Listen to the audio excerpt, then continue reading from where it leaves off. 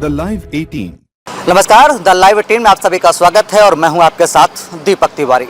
मैं लखनऊ में मौजूद हूं। मेरे ठीक पीछे जो आप बिल्डिंग देख रहे हैं, ये बिल्डिंग लखनऊ विकास प्राधिकरण की है और लखनऊ विकास प्राधिकरण का काम लखनऊ के अंदर होने वाले अवैध निर्माण, अवैध प्लॉटिंग पर अंकुश लगाना है और शहर के सुनियोजित विकास को बनाए रखना है। लेकिन इस विभाग की कहानी बड़ी दिलचस्प है। दरअसल ये जो बिल्डिंग है लखनऊ विकास प्राधिकरण का कार्यालय के नाम से जानी जाती है, लेकिन इसके अंदर बैठने वाले जो अफसर हैं उनकी कहानी बड़ी ही रोचक है।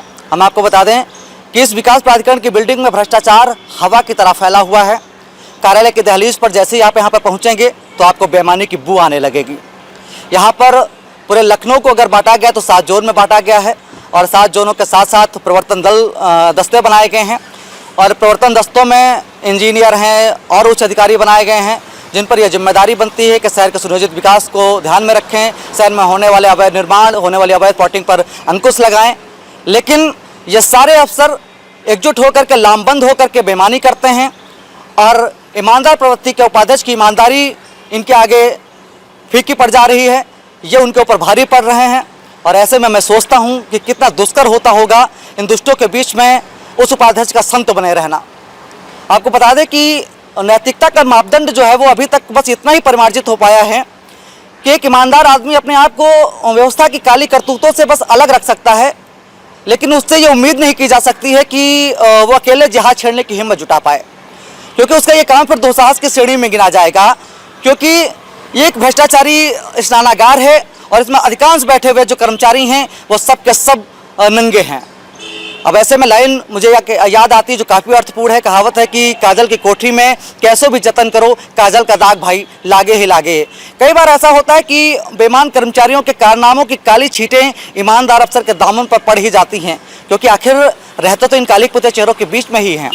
अपनी निश्चल प्रवृत्तियों के से लाचार कोई लाभ भी नहीं उठा पा रहे हैं और ईमानदार व्यक्तित्व होने के कारण, उनकी मजबूरियों के कारण होठों को सी करके चुपचाप लांछन को उन्हें सहना पड़ रहा है।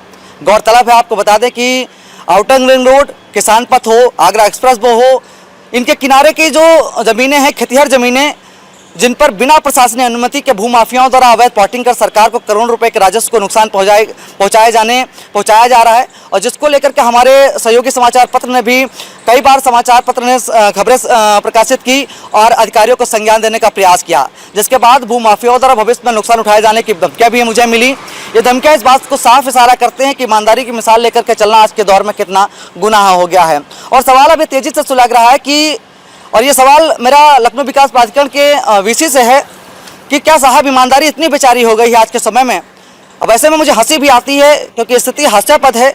हर चीज़ आपकी नज़रों से होकर के गुजरती है, उन पर आपत्ति जताने का अधिकार भी आपका रहता है, लेकिन इस पर आपकी चुप्पी जो है वो किसी भी हाल में से स्वीकारा नहीं जा सकता है। आपको बता दें कि आपके ये जो माथत हैं वो किसी भवन के छज्जे की जब 4 ईंटें निकलती हैं तो अपनी त्योरियाँ चढ़ा लेते हैं, पहुँचते हैं, भवन मालिक को बुलडोजर का भय दिखाते हैं। लेकिन जब किसी आवासीय एकल भूखंड पर बड़ा सा एक अपार्टमेंट तैयार हो जाता है जो सारे मानकों को दरकिनार कर देता है, जहाँ खेतिहर ज़मीनों पर आप सैकड़ों बीघा में बिना प्रशासनिक अनुमति के प्लॉटिंग हो जाती है, तब आपके इन कर्मचारियों की आंखों में मोतियाबिंद हो जाता है, ये धृतराष्ट्र बन जाते हैं, इनको कुछ भी दिखाई नहीं देता है। निवेदन है, मैं अपने चैनल के माध्यम से आपको संज्ञान देना चाहता हूँ कि आगरा एक्सप्रेस वे हो या आउटर रिंग रोड हो, किसान शहीद पथ है,